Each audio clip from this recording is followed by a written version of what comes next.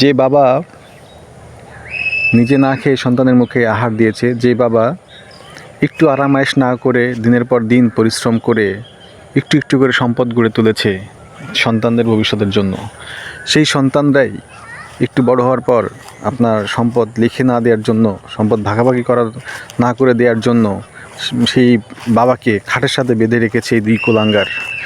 এই দুই কুলাঙ্গার বাবাকে বেঁধে রেখে সম্পদ ছিনিয়ে নেওয়ার চেষ্টা করেছে। এখন আপনারাই বলুন এদেরকে আসলে কী করা উচিত।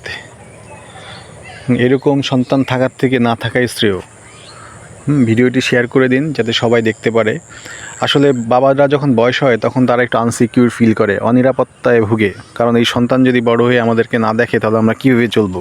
তাই সম্পদগুলো বাবার নামেই রাখতে চায়, কিন্তু এই দুই কুলাঙ্গার নিজেদের নামে নেওয়ার জন্য একেবারে উঠে পড়ে লেগেছিল, কিন্তু উনি দেয়নি, যার ফলে তাকে এই বয়সে এসে সন্তানদের হাতে মায়ের গুঁতা খাওয়া লাগছে এবং তাকে খাটে বেঁধে রাখা হয়েছে। শুধু খাটে বাঁধা ব্যাপারটাই এইখানেই শেষ না, একবার চিন্তা করেন ওই বাবার মন মানসিকতার ওপর কীরকম চাপ গিয়েছে। যেই সন্তানকে সে মানে ছোটো থাকতে বড় করছে, আদর যত্ন করে, নিজে খেয়ে না খেয়ে কষ্ট করে, সেই সন্তান তার গায়ে হাত তুলছে।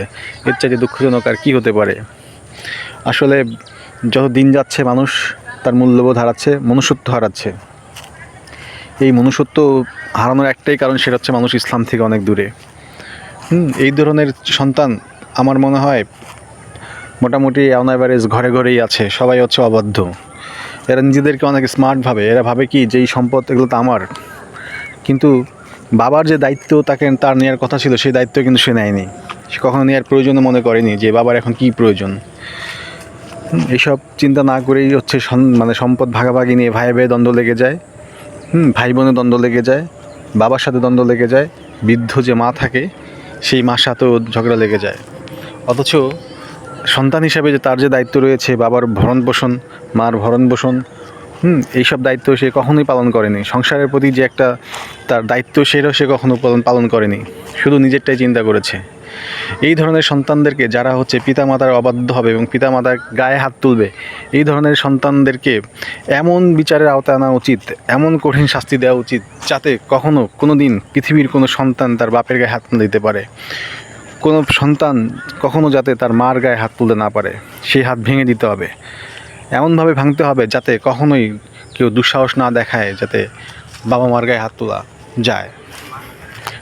এমনও সন্তান আছে যে নাকি তার গর্ভধারিণীর মা, যার পেটে 10 মাস ছিল, সেই মার গায়ে হাত তোলে শুধুমাত্র সম্পদের কারণে।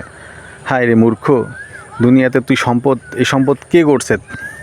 তোর বাবা মাই তো করছে, তাহলে কেন তুই তাদের গায়ে হাত তুললি? আসলে এটা নিয়ে আইন করতে হবে, আইন সংস্কার করতে হবে। যখন প্রমাণ মিলার সাথে সাথে এটাকে অ্যাকশান নিতে হবে। বাবা মার গায়ে হাত তোলা এটা খুব সহজ কোনো এত সহজে এদেরকে যদি মাফ করে দেওয়া হয় যে হ্যাঁ ও কিশোর, ও ভুল করছে, ওর ভুল হয়ে গেছে, ওকে সংশোধনে পাঠাতে হবে, এরকম না, ওকে কঠিন শাস্তি দিতে হবে।